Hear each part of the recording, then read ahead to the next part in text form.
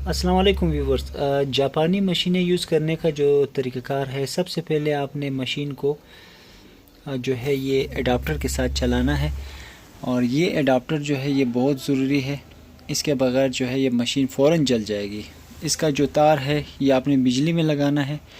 और इसके बाद आपने मशीन को जो है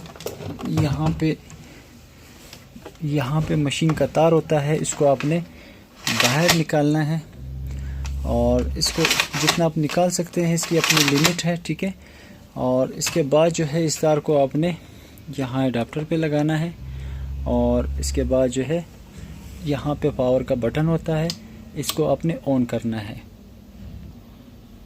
जापानी मशीन में आम सुई, आम पिरकी और आम धागा लगता है। कोई भी सुई जो कोई सा भी नंबर हो, कट वाली सुई आप लगा सकते हैं। और सुई चेंज करते हो, गोल वाला हिस्सा सामने की तरफ और कट वाला हिस्सा पीछे की तरफ। इस नट को जो है फुल टाइट करना है वापस सुई लगाते वक्त, और फुल ऊपर करनी है सुई। और इसके अलावा जो है ये पिरकी का जो निशान है, यहाँ पे ये पिरकी जो है ये अक्सर लोगों के पास जब मशीन पहुँच जाता है तो ये पिरकी पे खड़ा होता है, लोग परेशान हो जाते हैं। तो आपने इस बटन को ऐसे प्रेस करना है ताकि ये मशीन के साइड पे फिर मशीन चलने लगेगा। इससे पिरकी भरने के लिए सबसे पहले आपने ये धागा लगाना है। और धागा लगाने के बाद आपने जो है स्टॉपर लगाना है। और ये पिरकी है, इसके ऊपर आपने 4-5 मरतबा धागा लपेटना है। और इसको इस तरीके से, ये अक्सर मशीनों में ये निशान होता है।